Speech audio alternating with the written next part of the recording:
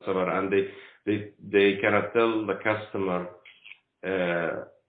try to negotiate with them on the type of variety that they order from them, and show them the cost impact and the lead time of all these different things they have to change all the time.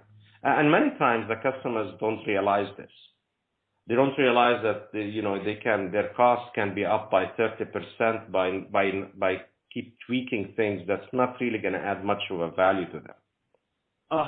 And this is something that the salespeople at the other end need to be working with. The supply team need to be highlighting all these issues to the salespeople, and they need to work with the client and see exactly. They tell them, if you, especially, you need to say,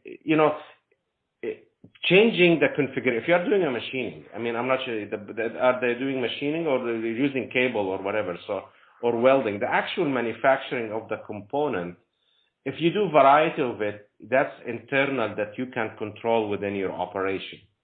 The problem is when they change that, instead of this type of steel, they want one with like 0.1% nickel. And then you have a problem, because that's not a material that's normally on the shelf, and then the lead times might be 6 months to a year to get, and this is where you hit a problem.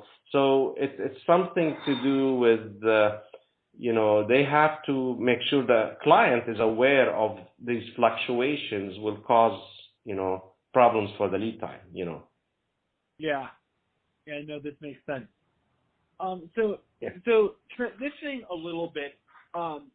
It sounds like the operational, or I want to look at how our FTEs should be spending their time. It sounds like the operational FTEs should be spending a majority of their time in a non-automated system of fielding demand and placing orders and they should be able to handle 2 or 3 of them should be able to handle all of the orders, as long as they aren't basically negotiating prices every single time, because our strategic people are doing their job.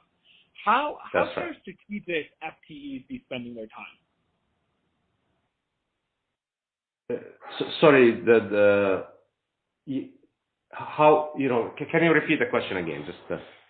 So how should our strategic procurement people, how should they be spending their time? So they should, an example of what I'm looking for is they should spend 25% of their time negotiating contracts.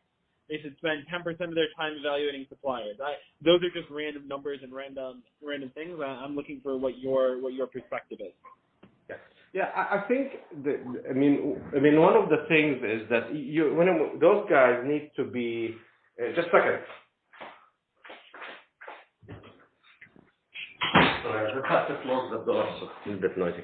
So these guys, they have to spend, once they land these 2 or 3, what I say, good suppliers, they need to invest time to build relationship with them. And to really know them. So they cannot keep, once they land a supplier, they cannot just go and say, we need to find another one so we can really play them against each other. That's actually damaging. The key is that once you land 2 or 3 good suppliers, after you do the vetting process and you qualify them, you need to spend time building a relationship with their management as well as with their, all their people down, so you are familiar with their operation really well, and you'll be able to judge their reliability and where there is room for you to can actually even ask them for more discounts or to build up efficiencies between the two. So they really need to spend, I would say, at least 25% of their time in cementing the relationship with the suppliers they have already created. So that's something that's valuable, because that's really where, when things get stuck, for example, in my previous history, when I used to have pricing pressure from customers, I would always go back to my suppliers and I say, look, we are in a tough situation here. I need you to give me more discounts. What can we need to work together to, how we can really, he said, so they said, how much discount you want, and we would subject. And we also tell them that if things get better, maybe we'll allow you to increase the price again. Because this relationship, they are carrying the inventory for you.